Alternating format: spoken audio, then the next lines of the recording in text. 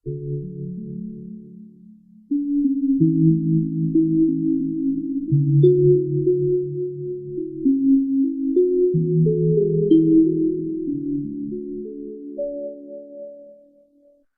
my pleasure to introduce Mr. Shiroman Prakash. Mr. Shiroman Prakash is pursuing a PhD in theoretical physics at the Tata Institute of Fundamental Research, focusing on string theory. He has a bachelor's degree in physics from Johns Hopkins University, where he received Provost Award for undergraduate research, a master's degree in physics from the Indian Institute of Technology, Kanpur, where he received awards for Best Academic Performance and Best Project Work. He attended CONSAS 2008 and 2009 and is a regular visitor to the Dialbag Educational Institute, where he occasionally gives mini lecture courses on various topics related to string theory. I welcome Mr. Shiroman Prakash for his tutorial.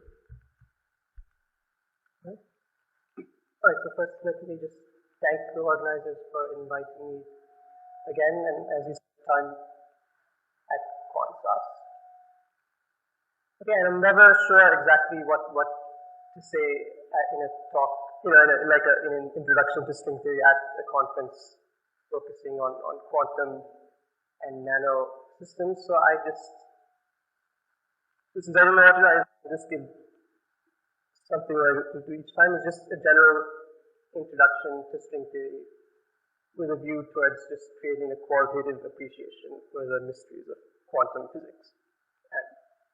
And no explicit attempts we made really to connect the quantum and nano systems, but we'll see what. Right, so this talk, I said, will provide a qualitative introduction to string theory, which is a candidate for a unified theory, describes gravity and other forces, starting from quantum mechanics. And an important point is that string theory is experimentally untested and, barring any unexpected, will remain untested in the near future. And this is not a problem with string theory so much as just the general idea of quantum gravity is difficult to test. But even if we don't know whether it's the quantum theory of gravity describing nature, it's at the very least a concrete or a model for a quantum theory of gravity and unified quantum theory, and as such represents a current to understand life nature using quantum physics. Hope to interest you in it further. So this is the outline of talk. We'll start with quantum physics, go on to gravity, string theory, and M theories, dualities, and applications. Again, I'll tell you that the talk will be very live in its philosophies, but I think that's more interesting. Okay. Quantum physics. Let's open with a quote: "When we come to a fork in the road, take it." So this is Yogi Bharat teaching us, was obviously referring to the two-slit experiment when he said this quote. And it's not my idea to use this quote. This is the guy, Mr Shankar at Yale, used this when challenged to explain quantum mechanics to humanities professors, and he used it. I thought it's a good idea, so I use it. And okay, this is a two-slit experiment, which hopefully you're familiar with. If not, I suggest you look at the Feynman lectures on physics. But very briefly, an electron starts at A, and to calculate the probability we later observe it at B, we assign a phase to the two paths connecting A to B. We then add these two phases, which may interfere constructively or destructively, and then take the absolute value of the result to obtain the relative probability the electrons observed at B. Okay, so we can try to generalize this experiment in a perhaps obvious or non-obvious way by adding another screen with three more slits. Okay, in this case, you have to sum over 6 paths to obtain the probability the electron is seen at point B. again, this example comes from this book. Okay, so adding a screen with more slits requires to increase the number of paths we have to sum over. Now we can further generalize it by adding another screen with a large number of slits. So if we add a screen with an infinite number of slits, it's as good as having not even added a screen at all. And we could, in principle, add an infinite number of screens, each with an infinite number of slits. And that's as good as having no screens or slits at all in the first place, but now we see that we have to actually sum over an infinite number of paths, even when there's no screens or slits in the first place. So this is basically the rigorous definition of the path integral formulation of quantum physics, which is that if an electron is, say, at A and we want to observe the probability it's seen at B, we associate a phase with each possible path that the electron could in principle have followed, and we have to add all those phases up, which add and interfere to give the probability amplitude for the electron to go from A to B.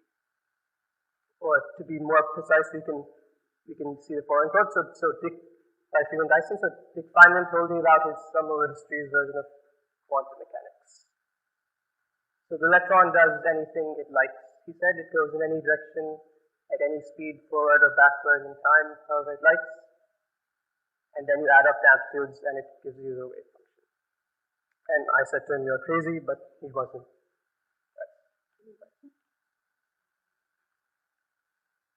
Okay, so now what has been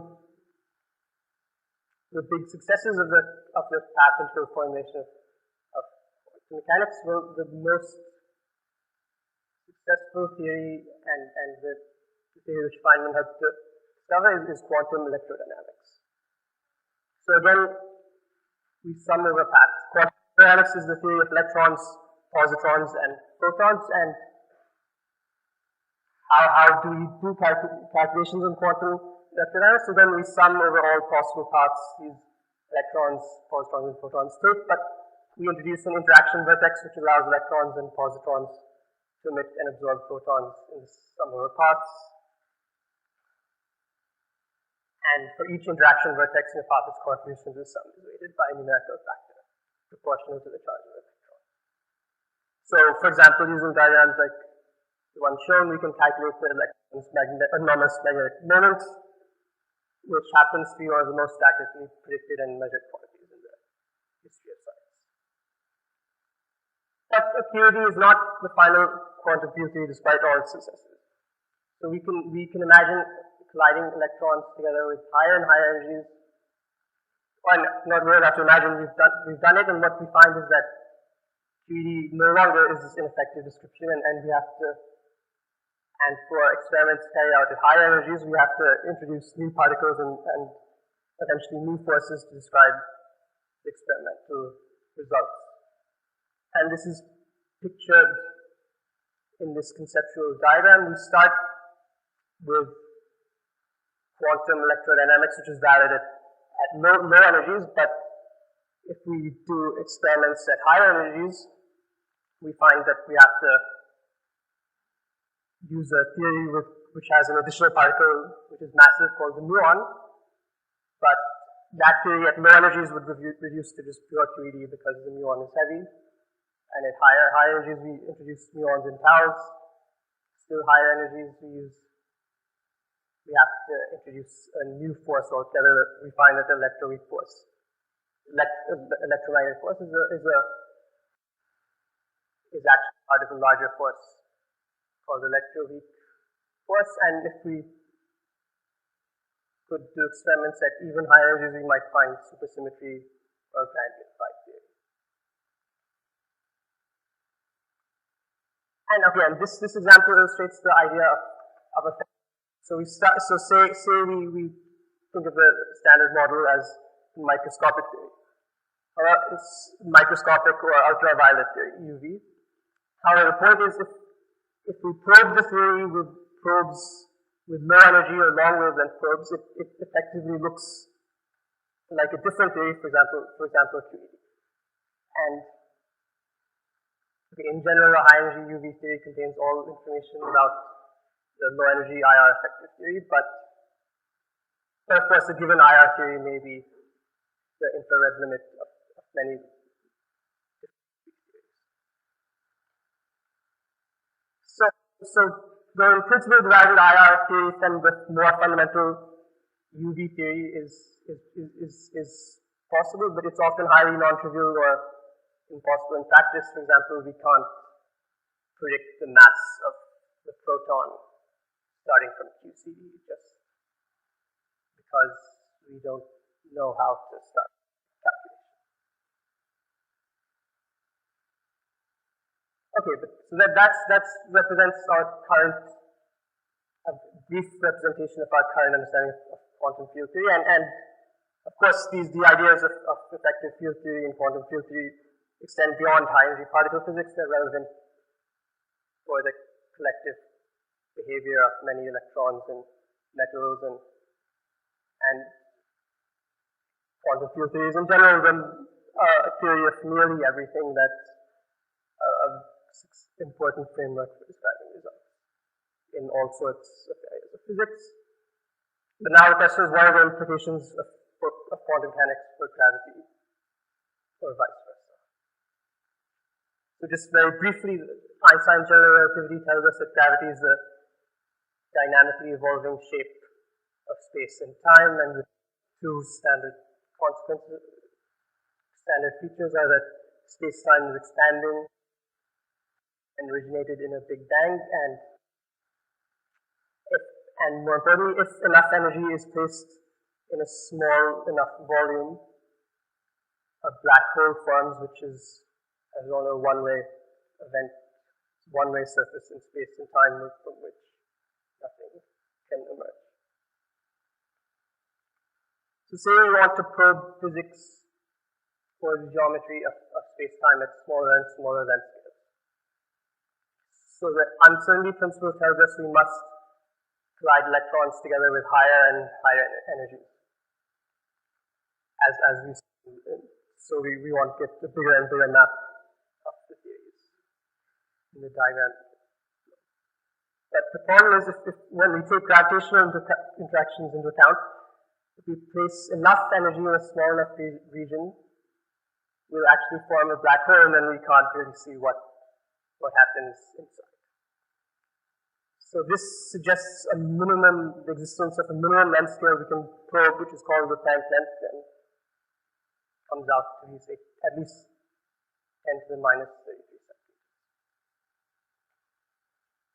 Okay, so why is quantum gravity difficult? In other words, you can say that the sum over parts when we include gravitational interactions becomes ill-defined, or at least ambiguous beyond the leading approximation if we try to include gravity. And the correct interpretation is that new physics must exist before we reach the Planck length. And just such phenomena have been encountered in physics before, and just to give a review of where it happened earlier. Say, for example, say you ask the question, what is the charge of an electron? So the charge you observe at large distances from the electron is screened by a cloud of virtual electron-positron pairs popping in and out of existence. Hence, it's smaller than where the charge would be if we viewed it from a closer distance. So we can ask, how does the charge of the electron change as we observe it from closer and closer distances, or at higher and higher energies? Okay, and QED predicts that the observed charge of the electron keeps increasing until it actually flips, even while we're at a finite distance away from the electron. So the point is, and such a thing seems unphysical. So just the electron we see is an electron screened by virtual electron-positron pairs popping in and out of existence, like the pi screening. But so you imagine that the actual charge of the electron is larger. But if you calculate what it would be, you'll find that it actually is infinite even if you're looking at it from a finite distance away. So this is called a Landau Pole, which is the distance at which when you look at the charged electron, it becomes infinite. And the physical interpretation is really that QED doesn't make sense at a fundamental theory, only as an effective theory, and new physics must exist at small length scales before you actually reach the point where the electron charge looks infinite. And of course, in the real world, QED is replaced by the electroweak theory. So indeed, new physics does rise, and you see that Landau pole doesn't exist. So the situation in gravity is similar, but the infinities are perhaps more severe. So then the conclusion for gravity is that new physics has to take place at or before the Planck length. So what are the candidates for such new physics? So one candidate is string theory. And while modeling some experimental results in nuclear physics, physicists considered the quantum mechanics of relativistic strings. And a consistent quantum mechanical treatment of relativistic strings is rather delicate, but after some confusion, it turns out that it does provide a realistic candidate for new physics that occurs at or before the Planck length. So just to summarize briefly, so a particle trajectory traces a one-dimensional world line in space-time, and a trajectory of a string in space-time traces out a two-dimensional surface called the world sheet. The quantum mechanics of string is just a sum over world sheets. Or more generally, we define a quantum field theory living on the surface of the 2D world sheet. And the fields include the location of the string in space-time, so each coordinate is a field, plus you have some additional internal degrees of freedom.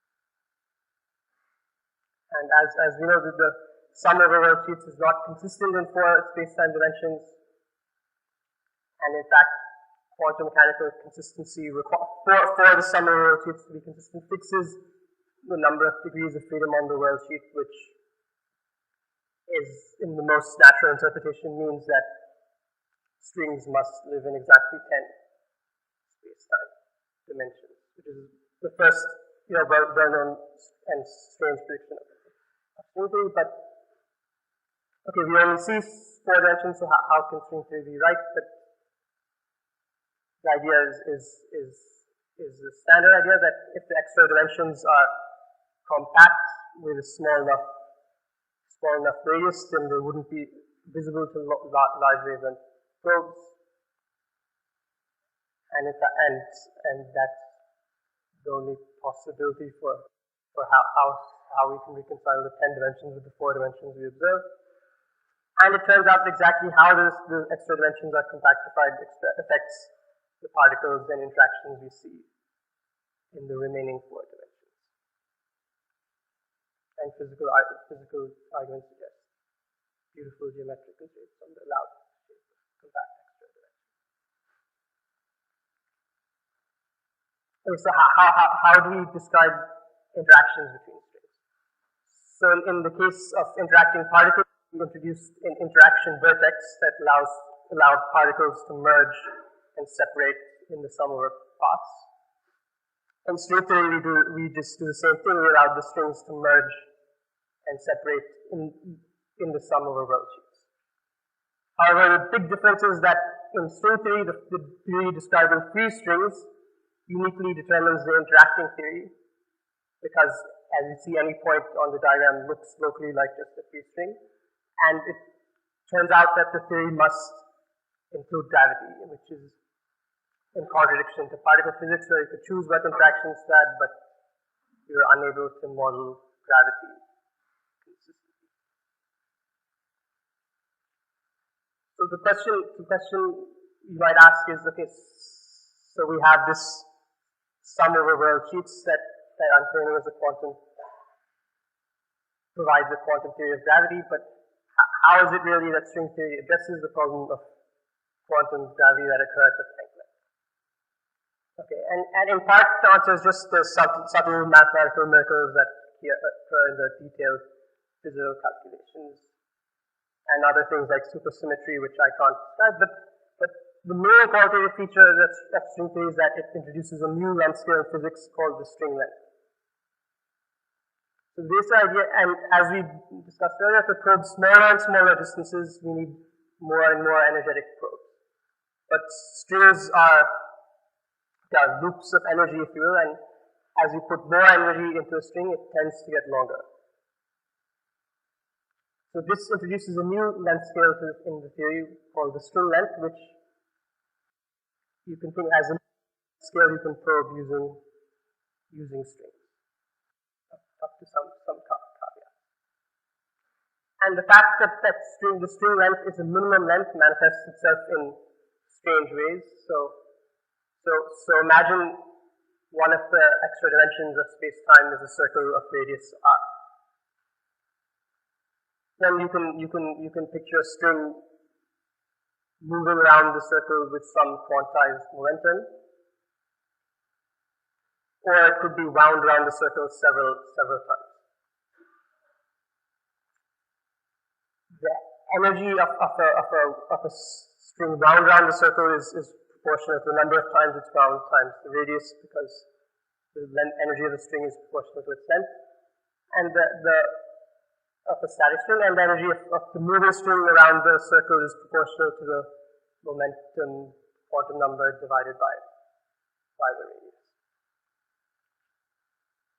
So the result is that if we make the transformation which interchanges where the radius of the extra dimension in units of the string length goes to 1 over r, and simultaneously we interchange the quantum numbers describing winding number and momentum, what we find is we get a different string theory. So it's your choice whether you want to say a string is moving around an extra dimension with some units of momentum, say a small extra dimension with some units of momentum, or whether it's wrapped around a big extra dimension with the same units of winding. So the way to interpret this is that string theory on a circle with radius less than the string length is equivalent to another string theory on a circle with radius greater than the string length. So if you keep shrinking the circle down to the string length, you can't shrink it any further, because as soon as you do, a new description takes over where string length is where the radius of the circle is actually larger than the string length. Okay, and since the string length is the minimum length scale you can probe, if you're lucky enough that the string length is much larger than the Planck length, you simply never reach the scale where the problems of quantum gravity arise. So that's nice, but it might sound like cheating. But the key advantage is that, okay, starting from the limit where the string length is much larger than the Planck length, we can systematically calculate corrections to probability amplitudes as a power series in L Planck divided by L string, which we call the string coupling constant G. So the sum over world sheets, which I described earlier, is really a power series in L Planck divided by L string. And calculating physical quantities in an asymptotic power series which doesn't even converge is generally the best we can do, even in the most successful quantum field theories, because that's exactly what we do in quantum electrodynamics. We have a power series which we know it doesn't converge, but it still works at small values of coupling. So similarly, in string theory, we have a power series which may or may not converge, but it's as good as the power series we have in quantum field theory. So in this sense, string theory is a perturbative theory of quantum gravity. You might ask, okay, I mean that's nice, but the mysteries of quantum gravity are that at the Planck length, space and time break down, and all sorts of strange things happen, and does even the notion of quantum mechanics make sense? So what can string theory tell us something about what happens when actually L Planck is comparable to L string or greater than L string? So if the string length becomes equal to the Planck length, the power stays in unapplicable and we don't really know what happens. But indirect arguments have revealed that we can say something about if we go even further and if we go to a limit where L Planck over L string is actually very large. So if the string length is much smaller than the Planck length, remarkably, actually string theory makes statements about what happens there. So before we go to that, recall that there are 5 string theories and these are their names, which aren't important, but the point is T duality, which we discussed earlier, is a classical duality which relates some of these string theories together. So we see that there's, in addition to these classical dualities, there exist quantum dualities which relate the string theories between weak and strong coupling. So if we exchange the Planck length with the string length, what happens? It turns out that, for example, type 1 string theory becomes SO32 heterotic string theory, which is a different string theory. So this means that okay, if you make the string length much larger than the Planck length or much smaller than the Planck length, you can calculate physical quantities. So in one regime, quantum gravity is really weak. In the other regime, you would say quantum gravity looks like it should be extremely strong, but actually there's another description where quantum gravity again is weak. And you just trade L Planck for L string. And so we can calculate quantities where L Planck over L string is very small or very large, but in each case we have to use a different string. So one theory takes over the description of another theory. The same thing happens with type 2b string theory, except for that it's dual to itself. So if you try to make the string length smaller than the Planck length, they just interchange roles and you're back with type 2b string. Okay, but in the remaining 2 string theories, actually something different happens. So if, say, you manage to probe length scales smaller than the Planck length, in the other 2 string theories, there will be type 2a string theory or heterotic E8 cross E8. You'll find that a previously hidden, the conclusion based on consistency is that a previously hidden extra dimension would become visible, and for sufficiently large values of the coupling constant, a new theory called 11-dimensional supergravity emerges as an effective classical description of physics.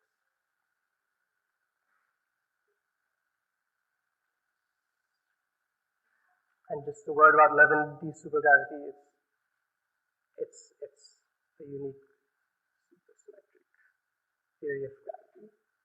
And we don't know how to quantize 11-dimensional supergravity, but it's conjectured that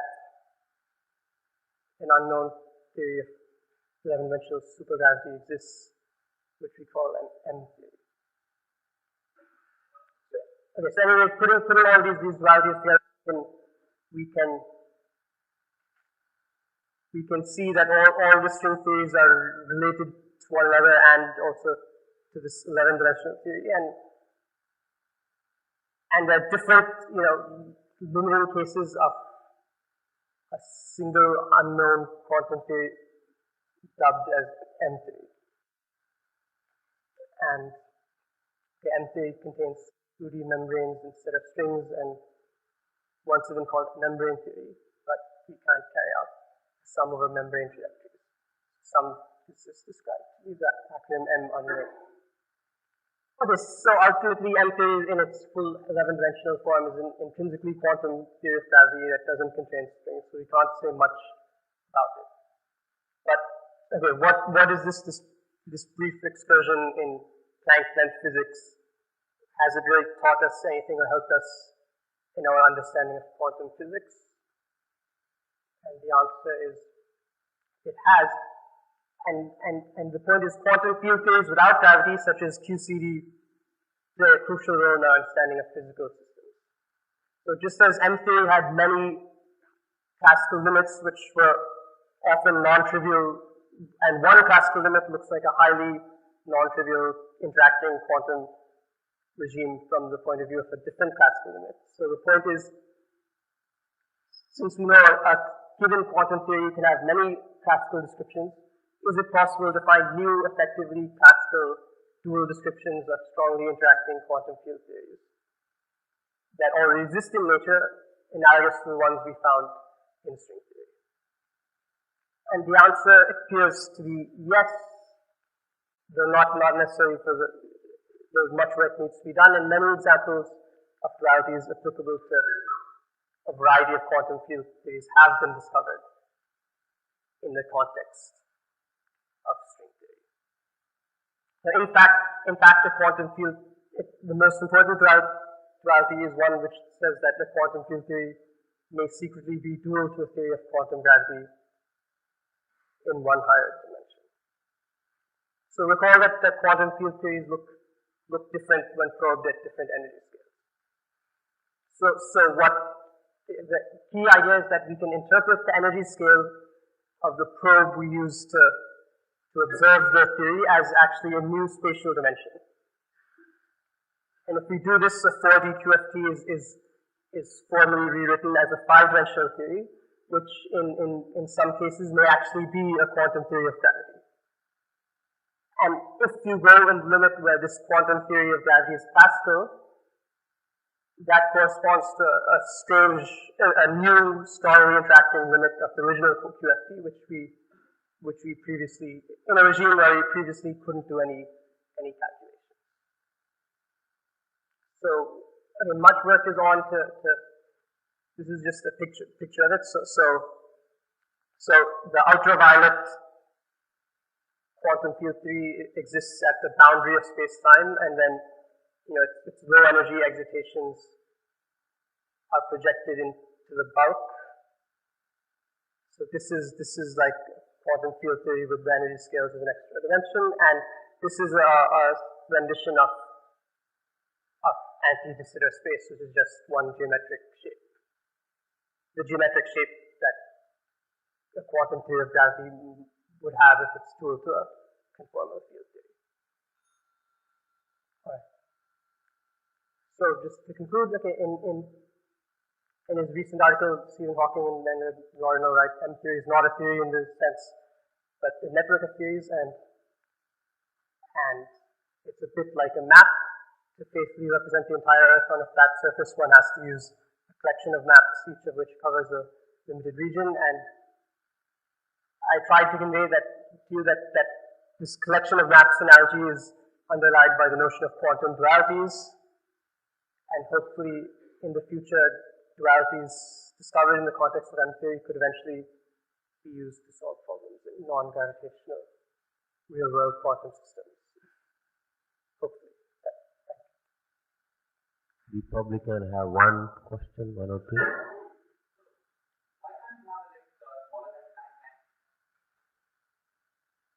Well, it's enough energy. I mean, to probe small length scales, you need to use high energies according to the uncertainty principle. And to probe a length scale as small as the Planck length would require enough energy to create a black hole. So you throw in your probes with that much energy, but then all that happens is you create a black hole and you can't see what's inside. At least that's in classical gravity. In the quantum theory of gravity, maybe you can probe and scale smaller than the black hole, and that's not so clear. But also, okay, these dualities illustrate that the Planck length really, you try to probe it and you can't do it because the new description emerges. Is that clear? Thank you.